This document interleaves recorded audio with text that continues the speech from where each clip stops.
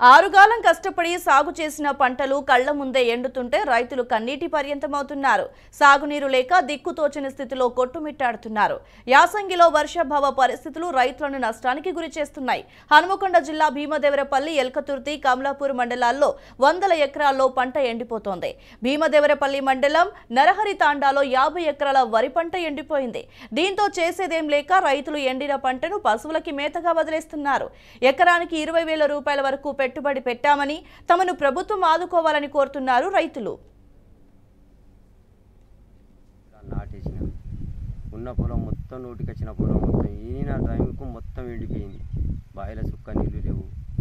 ఇక ఏం చేయాలో అర్థమైతే లేదు. దాదాపు 80,000 రూపాయలు పెట్టుబడి పెట్టినా. ఇక బర్రెలను ఆవులను తీసుకుపోయి పొలంలో కట్టేసిన. ఇక కాలువల నీళ్ళు లేవు. ఇక మా పరిస్థితి అతి ఘోరమైన పరిస్థితి ఉన్నది. ఈ పరిస్థితిని ఆదుకోవాలని గవర్నమెంట్కు కోరుచున్నాం. మాకు ఏమైనా కానీ దయచేసి ఈ పెట్టుబడి పెట్టిన పైసలైనా మాకు గవర్నమెంట్ ఆదుకోవాలని గవర్నమెంట్ వారికి కోరుచు. 2 ఎకరాలు నాటేసిన. ఉన్న పొలం మొత్తం నోటికొచ్చిన పొలం మొత్తం ఈయన